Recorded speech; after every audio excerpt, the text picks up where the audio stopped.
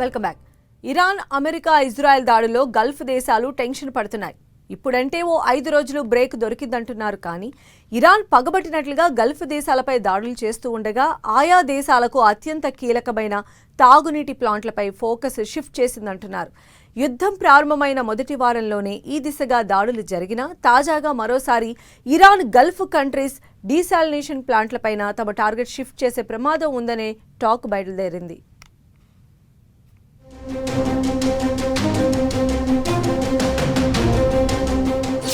మనకి gas, petrol అవసరం.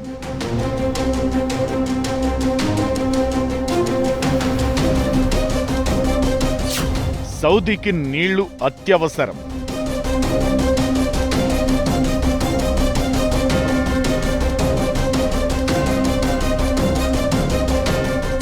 ప్రపంచ దేశాల్లో చమురు, గ్యాస్ సంక్షోభం.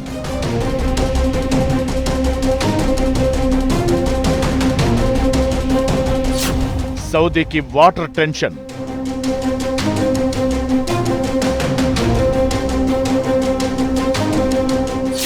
సౌదీ సహా గల్ఫ్ దేశాల నీటి వనరులపై ఇరాన్ టార్గెట్.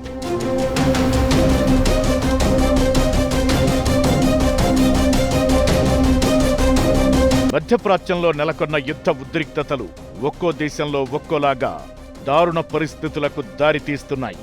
వార్ 4వ వారంలోకి ప్రవేశించడంతో పరిస్థితి తీవ్ర ఆందోళనకరంగా మారింది. అమెరికా, ఇరాన్ దేశాల మధ్య దౌత్యపరమైన దారులు పూర్తిగా మోసుకుపోవడమే కాకుండా కీలక మౌలిక సదుపాయాలపై దాడులు చేసుకుంటామనే బెదిరింపులు ప్రపంచాన్ని ఆందోళనకు గురిచేస్తున్నాయి. ఈ క్రమంలోనే ఇరాన్ తమపై దాడికి ప్రతిగా సౌదీ డీసాలినేషన్ ప్లాంట్లను టార్గెట్ చేస్తామని హెచ్చరించింది. దీంతో సౌదీ అరేబియా షేక్ అవుతోంది. ఎందుకంటే సౌదీ సహా అనేక గల్ఫ్ దేశాలు తమ తాగునీటి కోసం డీసాలినేషన్ పద్ధతిని ఆశ్రయిస్తున్నాయి. గల్ఫ్ దేశాల బలం చమురైతే బలహీనత నీళ్లు. ఎడారి దేశాలైన గల్ఫ్ దేశాల్లో నీటి కొరత చాలా స్పష్టం. యుద్ధంలో భాగంగా నీటి శుద్ధి ప్లాంట్లను లక్ష్యంగా చేసుకుని ఇరాన్ దాడులు చేస్తోంది. తమ నీటి శుద్ధి ప్లాంట్పై దాడి చేశారని ఇరాన్ ఆరోపించగా తమ ప్లాంట్పై ఇరాన్ దాడి చేసిందని బహ్రెయిన్ తెలిపింది.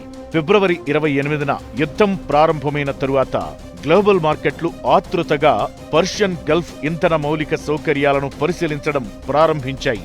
అయితే యుద్ధం తీవ్రమవుతున్న కొద్దీ అసలు టార్గెట్ ఎనర్జీ ప్లాంట్లు కాదు, వాటర్ ప్లాంట్లనే విషయం కాస్త ఆలస్యంగా తెలిసొచ్చింది. దీంతో రెండు వైపుల వారు ఆయా దేశాల్లోని నీటి వనరులను లక్ష్యంగా చేసుకుంటున్నారు. డీసాలినేషన్ అంటే నీటి శుద్ధి ప్లాంట్లపై దాడులు ప్రారంభించారు. ఆయా దేశ పౌరులను తీవ్ర ఇక్కట్లలోకి నెట్టాలన్నది వారి వ్యూహంగా తెలుస్తోంది.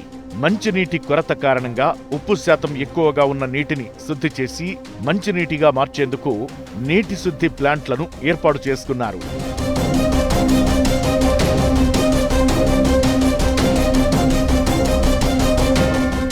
అసలు ప్రపంచంలో 60% నీటి శుద్ధి యూనిట్లు గల్ఫ్ దేశాల్లో ఉన్నాయి. యుఏఈ, సౌదీ అరేబియా, కువైట్ తదితర అరబ్ దేశాల వారు అత్యధికంగా వీటిపైనే ఆధారపడటంతో ఇరాన్ ఇప్పుడు వాటినే టార్గెట్ చేసింది. మరోవైపు ఇరాన్లోని ప్లాంట్లను అమెరికా, ఇజ్రాయెల్ లక్ష్యంగా చేసుకున్నాయి. ఈ సమస్య ఎంత పెద్దదంటే ఒక పెద్ద ప్లాంట్ దెబ్బతింటే కొన్ని రోజుల్లోనే రాజధానులు ఖాళీ చేయాల్సిన పరిస్థితి వస్తుందని అమెరికాకు చెందిన రీసెర్చ్లు చెబుతున్నాయి.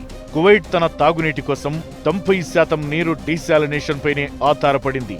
అలానే యుఏఈ కూడా. ఒమాన్ 86% తాగునీటి అవసరాలు డీసాలినేషన్ ప్లాంట్లతోనే తీర్చుకుంటోంది. Bahrain 80%, Saudi Arabia 70%, Qatar 70% desalination ఆధారిత వీటినే వినియోగిస్తోంది.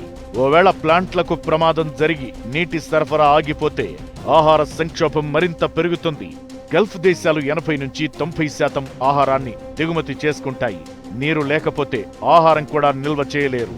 మరి అమెరికా, ఇజ్రాయెల్ ఇరాన్ వాటర్ ప్లాంట్లపై దాడులు చేస్తుంది కదా అంటే ఇరాన్ వాటర్ ప్లాంట్లపై ఆధారపడి గడపడం లేదు. ఇరాన్లో తాగునీటి వనరులు బోలెడు ఉన్నాయి. అందుకే ఇప్పుడు సౌదీ, గల్ఫ్ దేశాలు ఇరాన్ తమపై వాటర్ బాంబు వేయకూడదనే కోరుకుంటున్నాయి.